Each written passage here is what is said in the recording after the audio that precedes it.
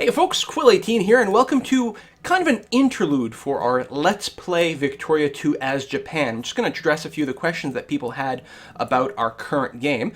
Some people wanted me to go and take a look at Europe. Actually, before I do that, I want to address, in my last video, I at one point said something, I said Chinese instead of Japanese at some point, and some people are like flipping out about that. Are you guys new to my channel? Do you not realize that I misspeak all the time? In fact, as I recall, in my last Civ 5 games, at one point, I mentioned that Catherine declared war on Russia. And there was at least one League of Legends game where I had such a hard time keeping track of the different champions, I just started calling everyone Bob.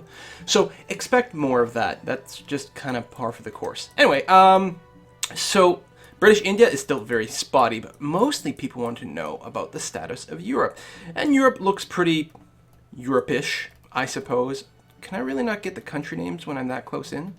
Well, that's too bad, because there's only certain country names that will show up over here. And so we've got Big Sweden, we've got Prussia. Yeah, that definitely goes away. Prussia, Austria, Serbia, Ottoman Empire, Bavaria, Belgium, France, Italy down here. Now we do still have the independent Papal States. This is all Italy, Italy, Italy. France in Corsica, Spain, Spain, Spain, Portugal, Portugal, Portugal, and Belgium, Luxembourg, and Netherlands are all independent. And then we have a variety of German states over here. Hanover, Oldenburg, yeah, Prussia. Well, that's also Prussia there? Oh, it is too, that it's the same color. So Prussia, and over here, and way down here as well. Interesting. So there you have it, Austria, Denmark, Holstein, Denmark. There is the state of that. Russia is pretty big and blobby, as per the norm. We're probably, at some point, we're probably going to end up tangling with Russia. We're just going to hold that off for a little while. We're going to be interacting with the Chinese Empire a little bit more early than that. Hey, the Heavenly Kingdom. Huh, cool.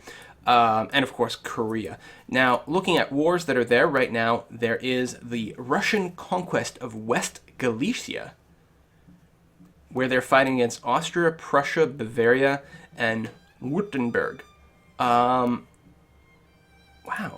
So they want to acquire West Galicia. The other side is actually looking to acquire Robin. Looks like the war is going really bad for Russia. Now, where is this? Rovny? Really? Over here? That problem, it like centers the view, but it doesn't necessarily highlight. Oh, right here. Wow. Oh yeah, they've actually claimed several of the provinces here. These are all occupied, or in the process of being occupied. I actually wish I had a view over here because the war is really not going well for Russia.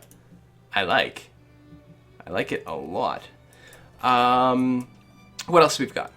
We've got the Argentinian liberation of Alto Paraguay. So we have Argentina and Bolivia. So they're looking to acquire Alto Paraguay. And they have a flag on it. Does that mean it's a core? I don't know. I don't know what that actually means. The Brazilian War of Argentinian Freedom, where they simply they're helping in the war. That's weird. They're not actually... They're not, like, on Argentina's side? Like, see here, all the flags are put together. There must be something about the way they joined the war that makes it behave differently. And then the American liberation of Oklahoma is being fought between the United States of America and the Confederate States of America. And actually, we should take a look at them and see how things are going on. Yeah, there's actually, looks like the USA has claimed quite a few territories here from the CSA. I figure at some point the CSA will fall. Hopefully, the longer the better. The longer it takes them to do it, the happier I will be. Definitely. El Paso, San Antonio. Yeah, so the borders, I think, are pretty much where they should be. Now, I'm not an expert on geography, but I'm pretty sure that this is part of Mexico in reality. Well, Mexico still got cores on it, so that says a lot. Of course, it still has cores on some of these, but the United States doesn't have any cores on this, so this is never part of their manifest destiny. Interesting. So that is the state of the world. That was the last of the wars, right? Yep. Do we know? No, we don't know any of that. The great powers, the UK, USA, so USA, France, Prussia, that's pre-Russia. No, it's not. Austria, Russian Empire, CSA. And these are people in their spheres, I think. Really? Yeah. Mexico is in the CSA's sphere and opposing the States. Huh. And also one sub-state of the Chinese. Fascinating. And Italy in there. I think Italy's pretty much on the verge of being bounced out, though. If we sort by rank, well, okay, the Ottomans aren't going to go up anytime soon, most likely. Ottomans have more prestige, but less industry and less military than Italy. They could pop it back up, and of course, we've got Japan next. We are sphered, but that's not going to last forever. Hopefully, we can get the great power status pretty soon. Anyway, that is it. Just a quick little update video, and let's take a look at Africa, actually. So that's Transvaal. Oh, this is the Orange State. So these are the two states that go to war against the UK during the Boer Wars. Boer? Boer? I'm going to go with Boer. B-O-E-R. British South Africa. Yeah. So there's quite a bit left to conquer there, but the life rating requirements are, like, sick.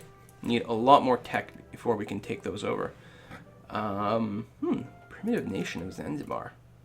You know, I might be able to conquer these guys. We're a little far from that. Well, we are, but not terribly far. I wonder, like, if there was anything still kicking around that was vaguely independent on the coasts here. Well, it is in the sphere of the UK, so that's not going to work out for us. Unless we applied a lot of influence over here and broke that. It would be really nice to have a naval base on the tip of India. Because that would be able to make quite the jump here. Boom. And then actually be able to project some power even as far as the Middle East. I don't think we'd want to expand our empire that far. I wonder. Now, if we sphere someone and they had a naval base, would we be using it? I think so, because I think that our allies work that way. Oh, naval bases remind me something. A lot of people have pointed out that my ships are pretty heavily damaged. And they are. They're supremely damaged. The problem is that they can only be repaired in like a level 2 sea base. And I don't think we've got any of those. Yeah, like most of our provinces started off with none, and we are building a few, right? Okinawa, but that's going to be a level 1 naval base, and I don't think...